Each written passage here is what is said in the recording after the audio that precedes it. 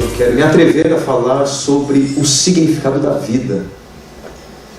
E quando eu digo que é um tema amplamente debatido, é porque talvez todas as correntes filosóficas que existem tentam desvendar, decifrar o que significa a vida, o que é a vida. E hoje a gente vai tentar trabalhar esse tema, conversar um pouquinho sobre a vida. Foi com uma imagem de uma vela, obviamente digital, num iPad, que fãs do mundo inteiro se despediram, talvez, do grande homem da comunicação deste século, Steve Jobs, CEO da Apple,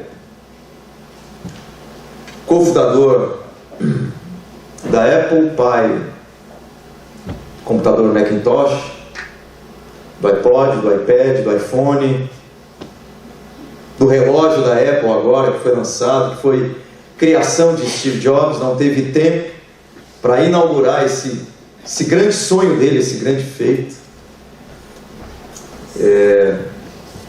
Em 2011, Steve Jobs foi acometido por um câncer avassalador. E esse grande imperador da comunicação, esse homem que revolucionou a comunicação de massa, se prostrou diante de uma doença incurável. O dono de um império bilionário de comunicação se curvou diante de uma doença, deixando a sua esposa, 4 filhos. Os impérios ficam, mas os imperadores vão embora e morrem. Essa é a vida humana. Talvez nenhuma imagem sintetize a vida de maneira tão própria, tão exata, como uma vela. Eu acho que essa imagem de Steve Jobs sendo celebrado com uma vela num iPad é fantástico, porque esse grande homem, esse imperador, morreu, passou como a chama de uma vela. Um simples sopro é capaz de apagá-la. Essa é a parábola da vida humana. Essa é a imagem da vida humana. Todos nós, pobres, ricos, com nível altíssimo de escolaridade ou analfabeto, branco, negro, amarelo, vermelho, altos, baixos, saudáveis, doentes, crianças, jovens, adultos, idosos, todos nós estamos, do ponto de vista da vida humana, no mesmíssimo patamar. Absolutamente nada nos diferencia. Nós somos tão frágeis quanto a chama de uma vela. O fascinante império de Steve Jobs, imperador do mundo digital, viu a chama da sua existência apagar paulatinamente. Fascinante império de Steve Jobs. Continuou, mas o grande representante desse império se foi. O que é a vida humana? Ou o que é a vida? A carta de Tiago, no capítulo 4, o verso 14, nos mostra resumidamente o que é a vida. E esse texto que eu quero ler com vocês nessa noite, sobre o qual nós vamos meditar, conversar um pouco a respeito. Tiago, capítulo 4, versículo 14. A Bíblia diz assim: vocês nem sabem o que lhes acontecerá amanhã. E aí, a pergunta que eu faço para você hoje é a pergunta que Tiago fez para mim um dia, e que ele faz para você hoje: que é a sua vida? E ele responde: grandes tratados filosóficos orbitam a respeito do significado da vida humana. E Tiago dá uma resposta categórica, sintética, simples, clara, objetiva. E ele diz: vocês são como a neblina que aparece por um pouco de tempo e depois se dissipa.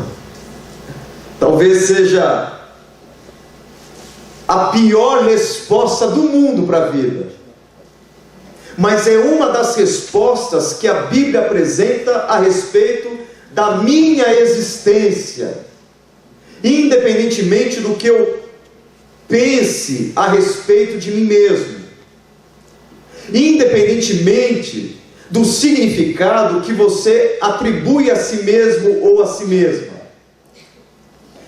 Tiago diz que a nossa vida é como uma neblina que logo se dissipa. Nós temos algumas implicações rápidas sobre o significado da vida à luz de Tiago. A vida é frágil. O texto diz que nós somos como uma nuvem, como uma neblina que logo se dissipa. A vida é frágil. A vida é passageira. Tiago diz que a vida é como uma neblina que logo se dissipa, ou que rapidamente vai, que imediatamente é soprada. Essa é a vida para Tiago. Ela é frágil, é uma neblina, é um vapor, é um sopro. A vida é breve, ela é temporária. A Bíblia diz que logo se dissipa. E ela é incontrolável. Embora seja uma dádiva, a nossa vida é inadministrável, é incontrolável. O texto diz que é uma neblina que logo se dissipa. Ou numa tradução mais literal, o texto diz que a nossa vida é logo dissipada, é logo soprada. Ou seja, o fato da vida, que é uma neblina, um vapor, uma fumaça, logo se dissipar, não depende dela mesma.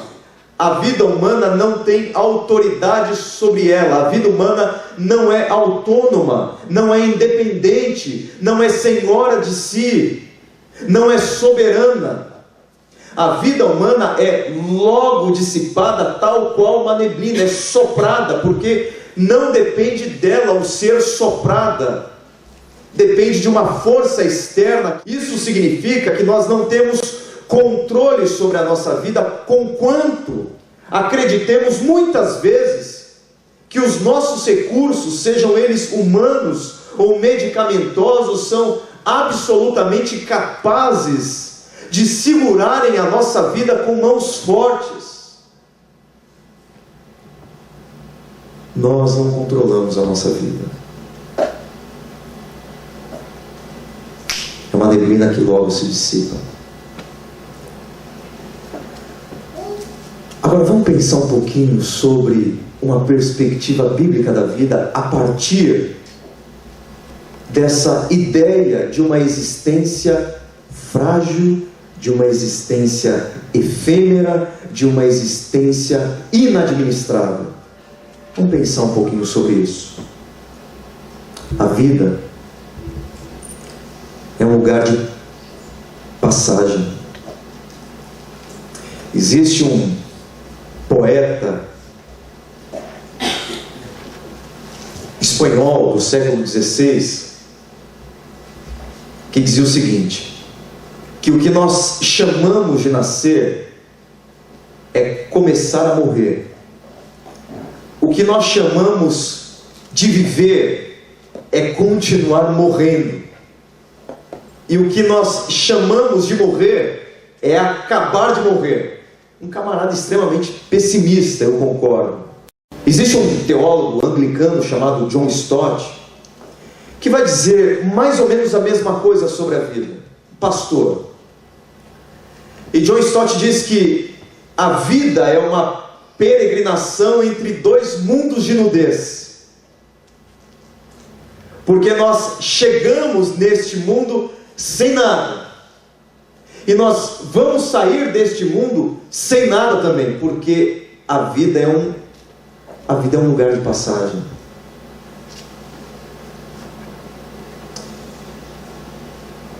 Existe um texto de um personagem bíblico muito conhecido, Jó, no capítulo 1, versículo 21 do livro que carrega o nome dele, e ele diz: nu saí do ventre da minha mãe, e nu voltarei. A vida. Um outro personagem bíblico muito conhecido, Moisés, no Salmo 90, diz o seguinte: os dias da nossa vida sobem a 70 ou a 80 anos, em havendo vigor.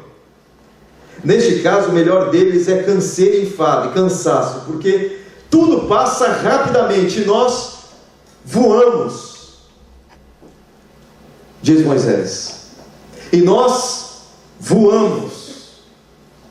É a imagem que Moisés usa para falar sobre a minha vida e a sua vida. Nós voamos. E de fato, Steve Jobs, por exemplo, uma notícia de 2009, está 30 milhões mais rico, 300 milhões mais rico. Revista chamada Fortuna, uma baita de uma revista americana muito respeitada, onde só os bilhardários que ocupam esse lugar de destaque. Mas é importante lembrar, como a gente já ouviu muitas vezes, que não existe caminhão de mudança em velório e não existe gaveta em caixão.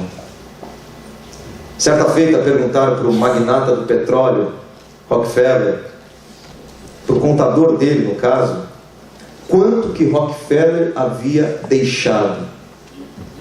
E sabe o que o contador de Rockefeller disse? Tudo.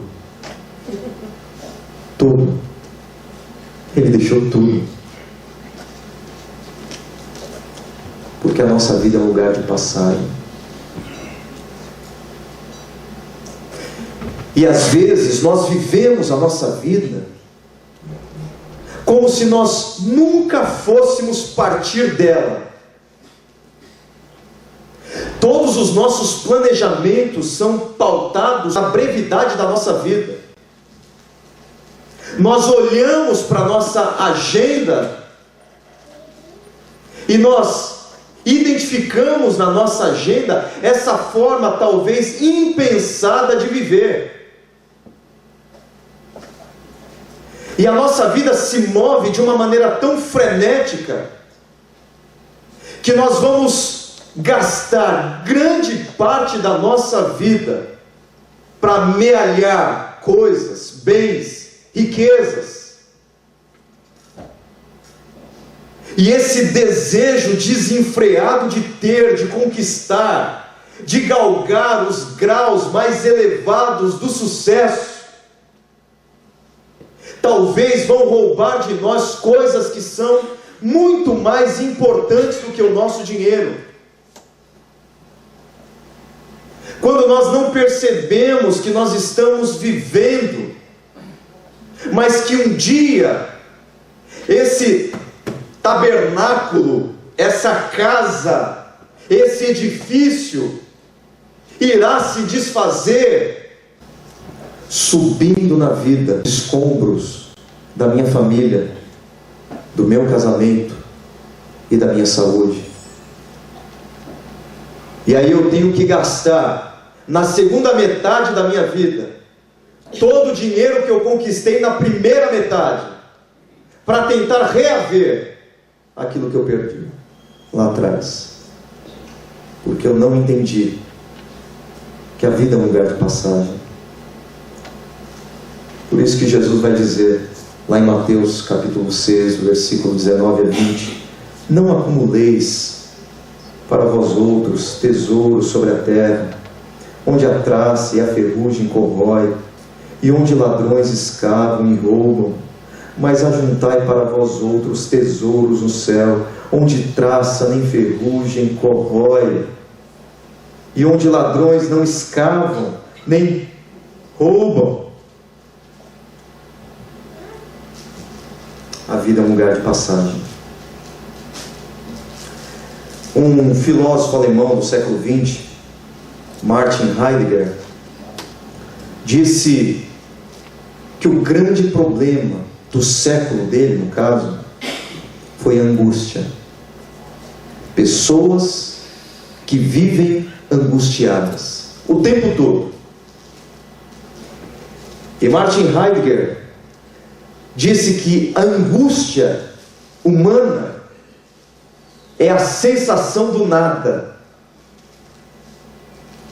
Gente que tenta se preencher com coisas que na verdade não preenchem, acabam caindo nesse vazio existencial de angústia sem fim, porque estão tentando se preencher com nada. Angústia é a sensação do nada. Pessoas extremamente angustiadas porque estão tentando fazer com que essa vida propicie coisas ou pessoas que vão lhes preencher. Eu não sei se você sabe, mas a cada 30 segundos uma pessoa se suicida no mundo. O suicídio já é a terceira maior causa de mortes entre os jovens. Na era de Steve Jobs, na era onde todas as coisas ficaram mais fáceis, onde todas as coisas ficaram melhores, na era de Steve Jobs, nunca tantos jovens tiraram a própria vida. Sabe por quê? Porque entenderam ou estão entendendo que essa vida, ou as coisas que essa vida pode lhes oferecer, lhes fornecer, é tudo que eles têm. Mas diante de uma vida, ou dessa vida que nós vivemos, que supostamente pode me oferecer tudo aquilo que eu preciso para ser uma pessoa feliz, o resultado único é a angústia, porque essa vida não pode. Essa é uma vida passageira. Mas a vida também é uma oportunidade de celebração. Não é apenas um lugar de passagem, mas é um lugar onde nós estamos para que celebremos a vida. Já que a vida é breve, já que a vida é curta, já que a vida é passageira, já que a vida é efêmera, eu preciso curti-la, eu preciso me alegrar, eu preciso me regozijar, eu preciso celebrar a existência que Deus me deu. A vida é uma bênção, a vida é um presente de Deus, a vida é uma dádiva. Ninguém mais do que Deus tem interesse na sua alegria e na sua satisfação. Haja vista que Jesus começou o seu ministério falando sobre alegria, macários, bem-aventurados, porque Jesus tem interesse na nossa alegria, não na nossa tristeza, não na nossa angústia, mas na nossa alegria. Os teólogos reformados entenderam isso lá atrás, embora alguns reformados hoje não entendam muito bem. Mas a primeira pergunta do nosso Catecismo Maior fala sobre isso. Qual é o fim principal do homem? O Catecismo é um documento feito pela igreja, por alguns teólogos, que expressa a nossa fé. Esse Catecismo Maior faz a primeira pergunta: qual é o fim principal do homem? E a resposta é: o fim principal do homem é adorar a Deus, glorificar a Deus e gozá-lo para sempre, e se alegrar em Deus para sempre. Alegria! Porque a vida é um momento de celebração. A única questão é como nós vamos buscar essa alegria. Interesse na sua alegria Deus tem.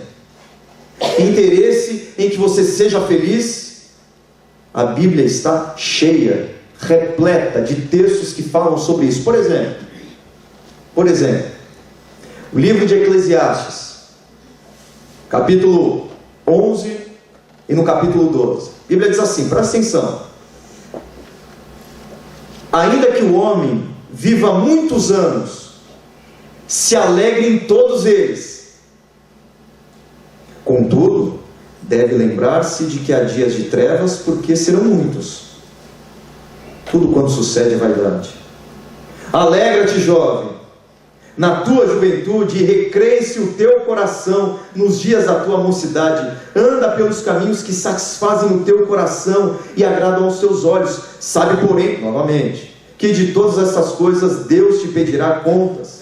Versículo 10 agora, capítulo 11 de Eclesiastes: afasta, pois, do teu coração desgosto, e remove da tua carne a dor, porque a juventude e a primavera da vida passam rapidamente.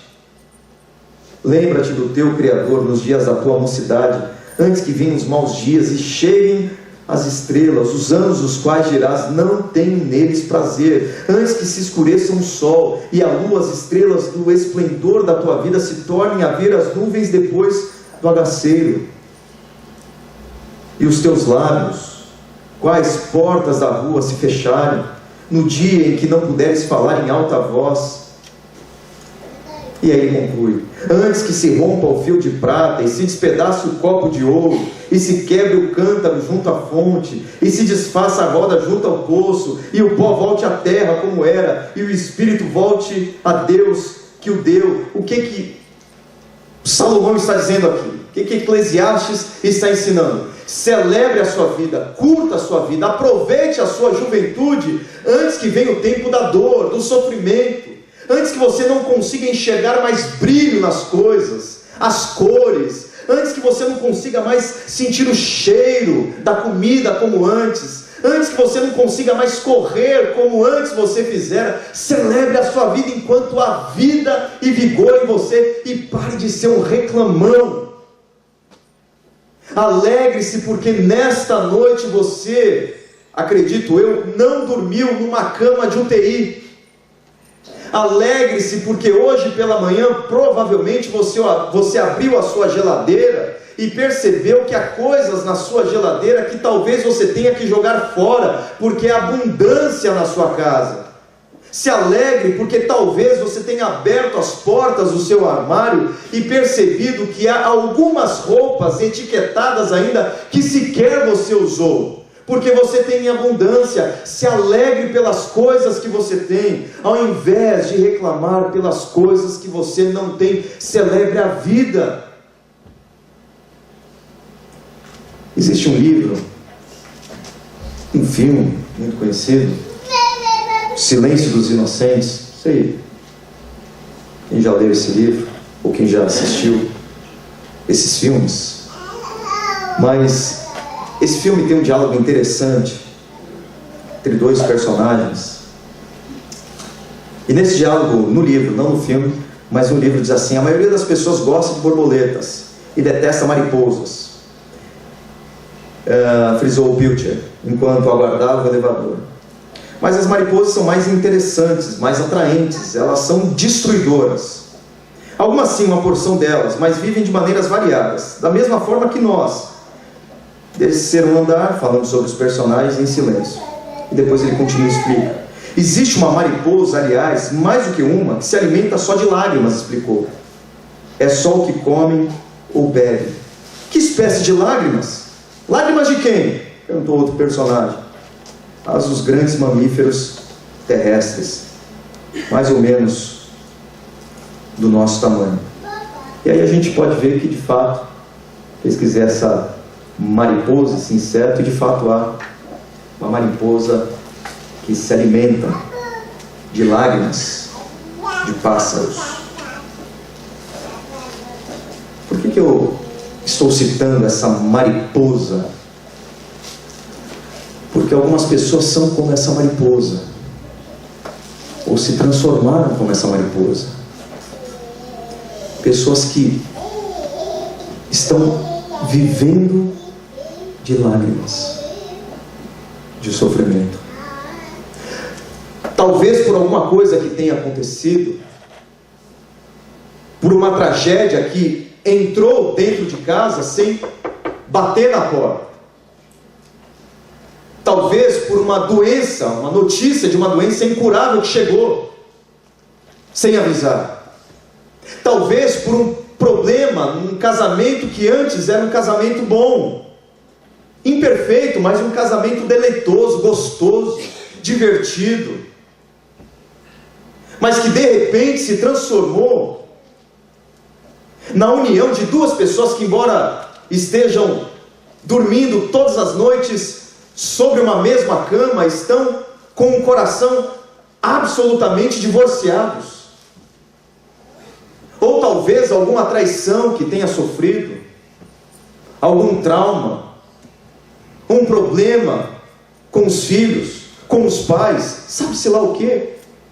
Mas algumas pessoas perderam a paixão pela vida, pararam de celebrar, pararam de sorrir e agora apenas se alimentam de lágrimas.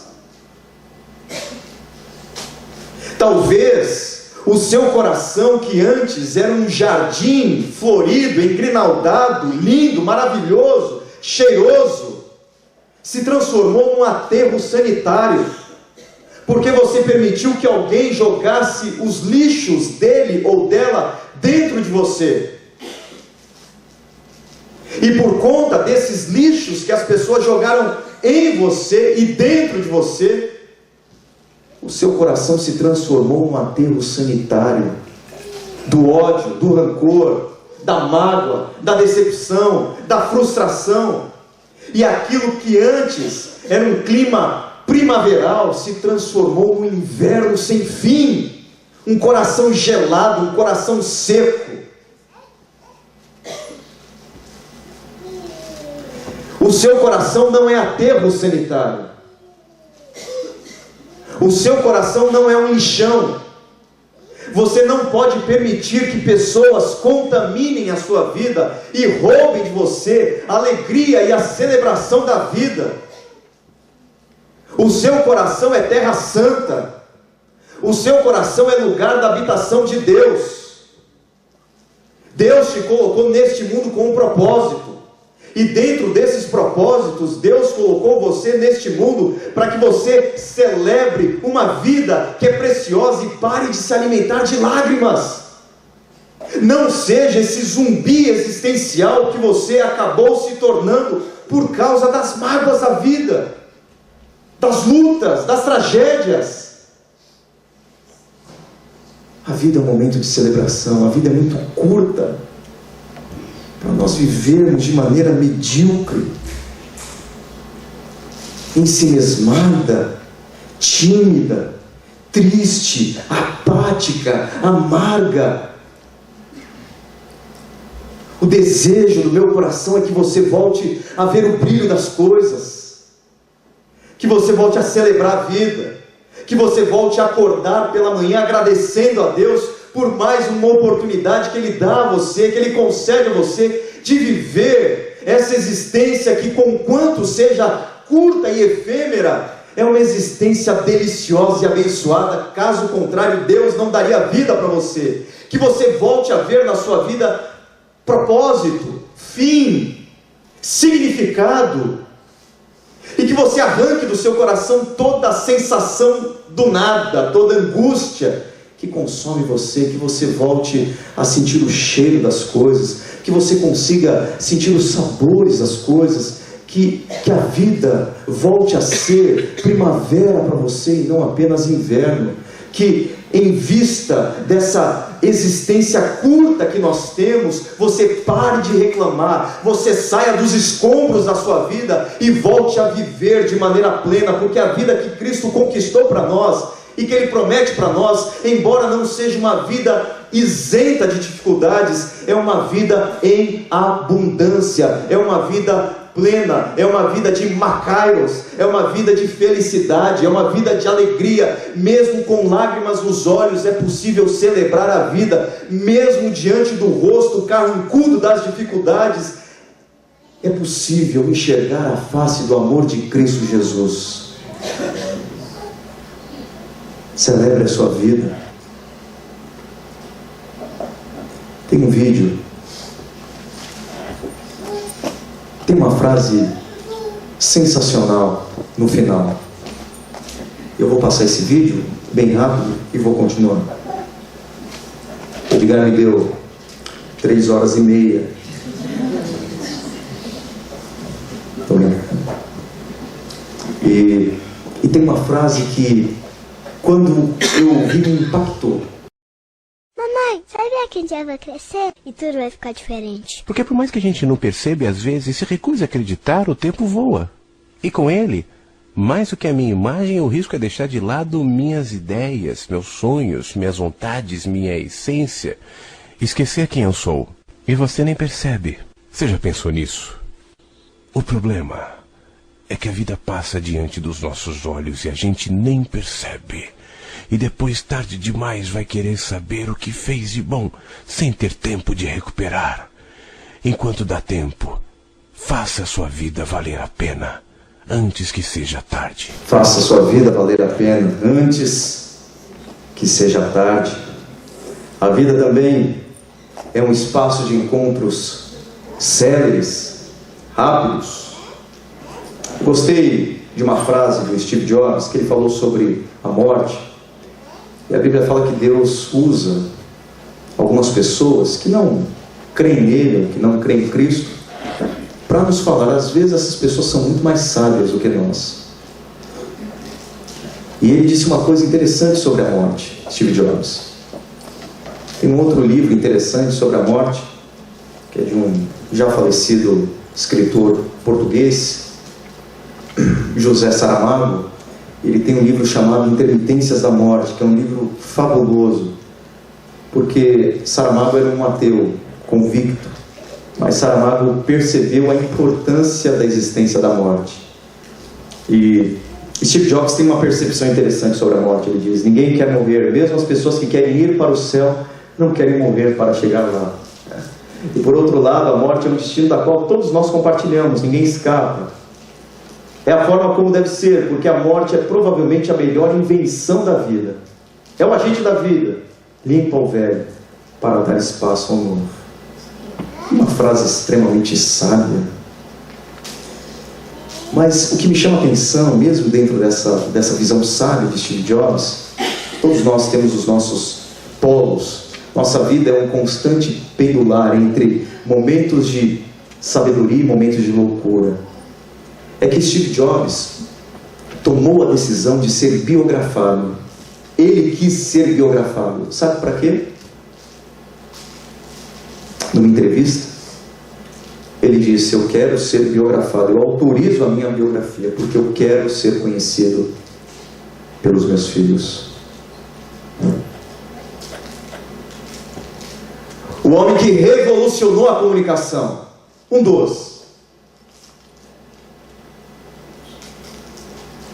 Ele não conseguiu estabelecer a forma mais primitiva ou primária de comunicação, que é o olho no olho. Por causa do sucesso, Steve Jobs num certo sentido, perdeu a sua família. Eu quero ser biografado para que as pessoas, no caso dele, os meus filhos, possam me conhecer. Essa é a vida. Eu perdi o meu pai há 2 anos, quando, pouco antes de ir embora, meu pai foi diagnosticado com um tumor ósseo. E do diagnóstico do tumor, que foi tratado como uma dor nas costas, como um problema de coluna por alguns meses, mas entre o diagnóstico do tumor ósseo e o falecimento, nós tivemos um espaço aproximado de 15 dias.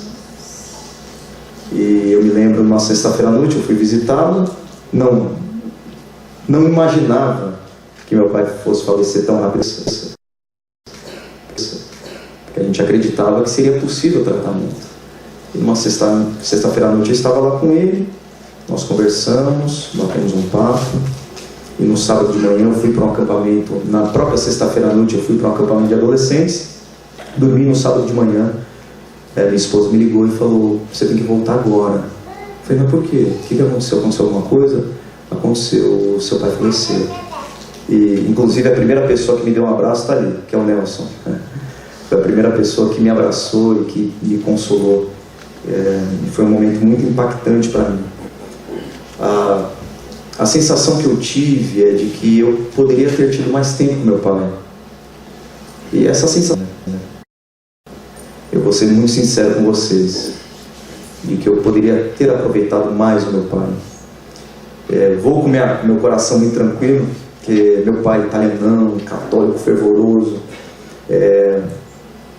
ele tinha algumas dificuldades comigo por conta, obviamente, da minha escolha. Sobretudo quando eu disse que queria ser pastor, para o meu pai foi um golpe na boca do estômago. Ele dizia: como que eu vou falar para os meus amigos que meu filho é pastor? Para ele era uma vergonha.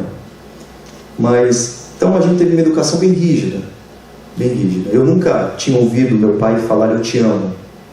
Isso para mim era uma coisa que eu nunca tinha ouvido. Tinha os meus 16 anos. Eu não me lembro de ter ouvido meu pai falar: filho, eu te amo. E eu também não falava para o meu pai.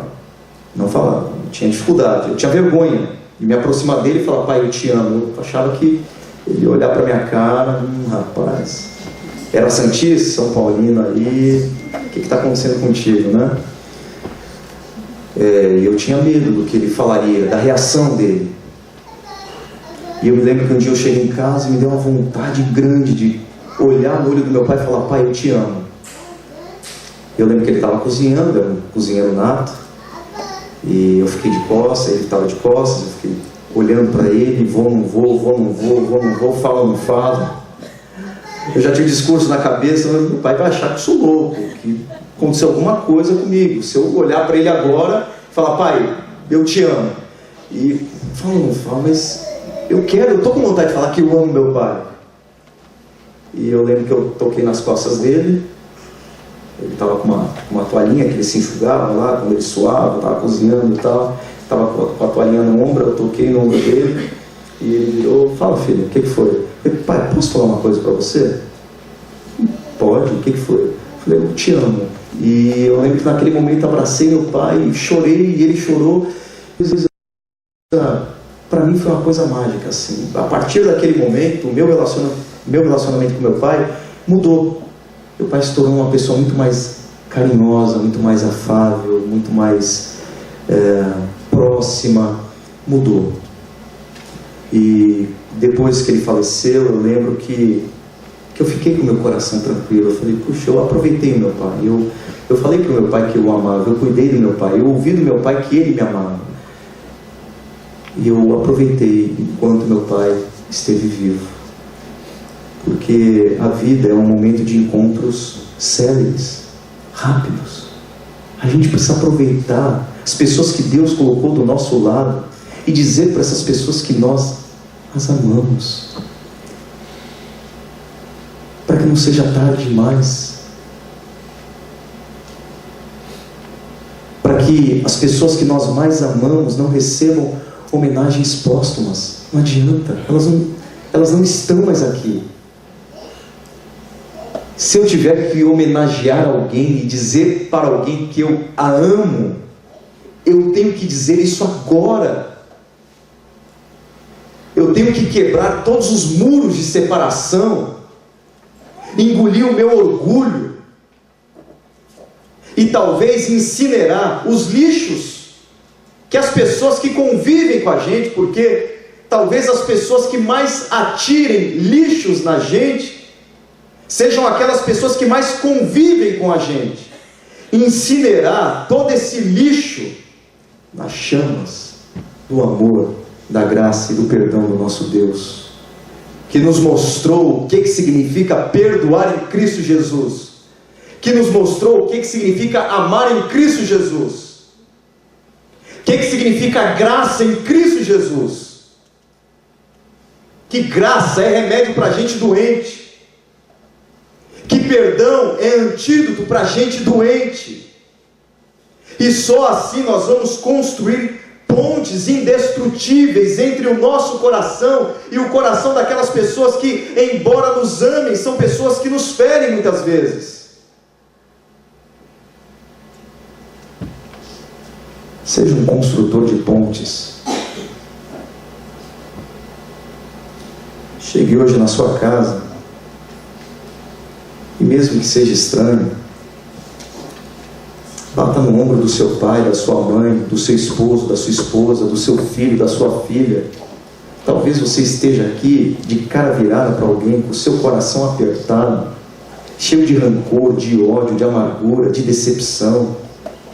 Chega lá, fala: deixa eu dizer uma coisa para você, eu amo você, eu quero aproveitar o tempo que nos resta, porque a vida é um momento de encontros rápidos e céleres.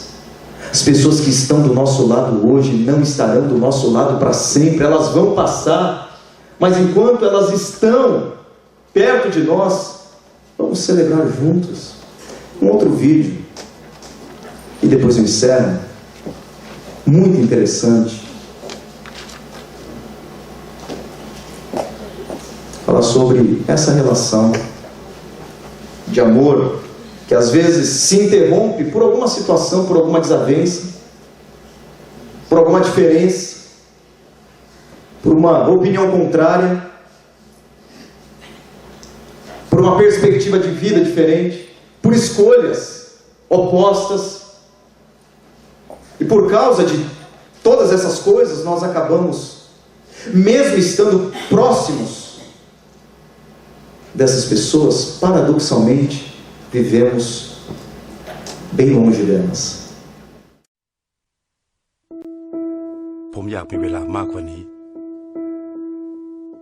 เวลาที่จะบอกลูกผมว่าผมรักเขามากที่สุดในโลกลุกขึ้นมาลุกเจ็บนิดเดียวเราลูกผู้ชายน่ะอยากใช้เวลาเข้าใจเขามากกว่านี้โกหกชัดๆฉันเห็นแกไปมั่วสุมวงดนตรีนั่นแหละบ้านเพื่อนอยากฟังในสิ่งที่เขาอยากพูดแน่แล้วใช่ไหมออกไปอยากคุยอยากฟังเพลงของเขาอยากขอโทษ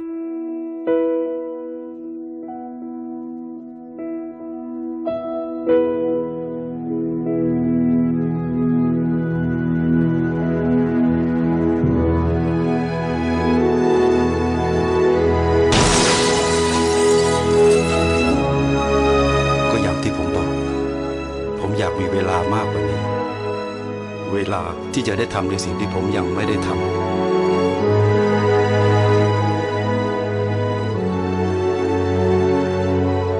เวลาที่จะรักและดูแลเขามากกว่านี้ Esse pai diz o seguinte: eu queria ter tido mais tempo para amá-lo mais, mas ele não teve o tempo que ele gostaria para ter amado mais o seu filho. Essa vida, eu concluo, é um estágio preparatório. Independentemente do que você acredite, essa vida não é controlada pelas mãos frias de um destino pessoal. Shakespeare, em uma de suas peças, dizia que a vida é um barulho misturado de som e fúria, contado por um idiota. Se a vida não tem um significado, não tem um clímax, não tem um desfecho, então tudo vale. Comamos e bebamos, porque amanhã morreremos. E se você não acredita no fim da história, num fim específico, em alguém que governa a história, você vai sofrer do mal do século. Angústia. A Bíblia fala que Jesus reina absoluto sobre todas as coisas. Ele é o Senhor da história. Ele é o Rei dos Reis. Ele veio para governar. E a vida de Jesus veio cumprir aquilo que talvez alguns poetas, mas John Lennon sintetizou em verso e prosa.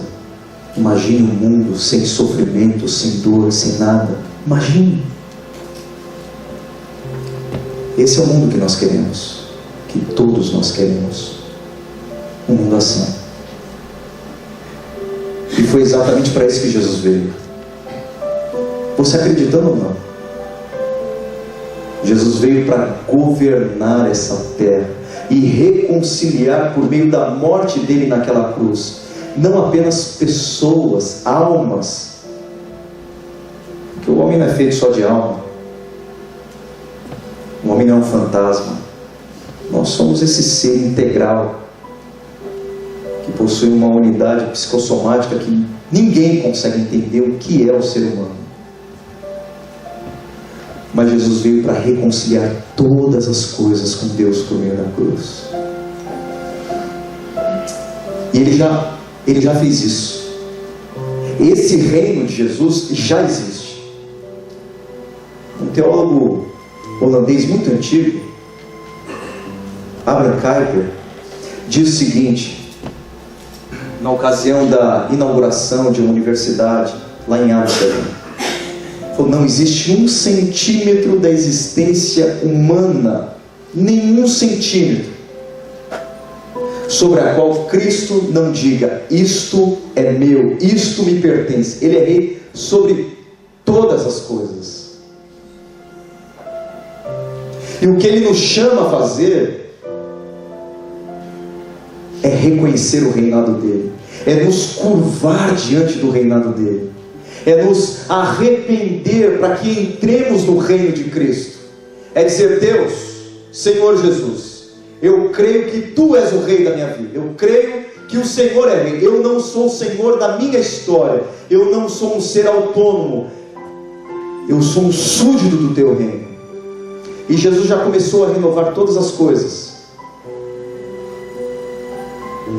Ele já inaugurou esse reino, mas ele não ainda o consumou. Na Segunda Guerra Mundial houve um dia marcante, que é chamado de o dia D. Foi o dia em que os exércitos dos aliados invadiram as praias da Normândia, ali na França. E a partir daquele momento, o eixo do mal começou a ser derrotado.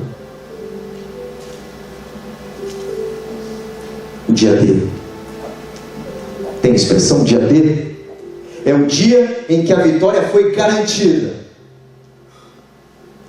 Mas houve o dia V, quando Adolf Hitler se matou e decretou a sua própria derrota. Aplicando para o reino de Cristo, nós podemos dizer que nós já vivemos o dia D. A vitória já foi garantida. A vitória sobre os nossos maiores inimigos. A vitória sobre o pecado. A vitória sobre o mundo. E a vitória sobre aquilo que, quando nós falamos sobre estágio preparatório, vida frágil, vida efêmera, vida passageira, nós ficamos amedrontados. Mas eu quero dizer para você que, apesar de tudo aquilo que vocês ouviram sobre a efemeridade da vida, o caráter transitório e frágil da existência, Jesus Cristo naquela cruz venceu o último inimigo, que é a morte, de tal forma que o apóstolo Paulo olha para a morte como um escorpião e diz: ó morte, onde está a tua vitória? Onde está o teu aguilhão? A morte foi derrotada em Cristo Jesus. Por isso que Jesus diz, lá na ressurreição de um homem chamado Lázaro: eu sou a ressurreição e a vida. Aquele que crer em mim, aquele que crê no Rei, aquele que entra no reino, ainda que morra, viverá. Sabemos que, se for destruída a temporária habitação terrena em que vivemos, temos da parte de Deus um edifício, uma casa eterna nos céus, não construídas ou não construída por mãos humanas. A morte não é a última palavra, porque quem dá a última palavra da nossa vida é Cristo Jesus. E um dia Ele vai retornar para consumar no dia V esse mundo que todos vocês querem. Todos.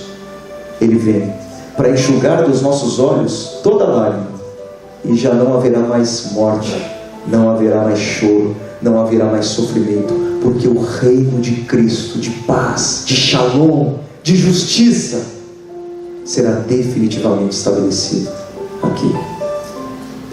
Se você quer fazer parte desse reino, eu quero convidar você a baixar a sua cabeça. Eu quero orar pela sua vida. Eu quero convidar você a um desafio, a levantar a sua mão. Eu quero orar por você, eu quero orar pela sua vida. Se você quer fazer parte desse reino, amém, amém. Pode levantar mais alto para eu ver. Amém. Graças a Deus, amém. Amém. Amém. Pode baixar. Amém. Ó Deus, louvado seja o teu nome, Senhor.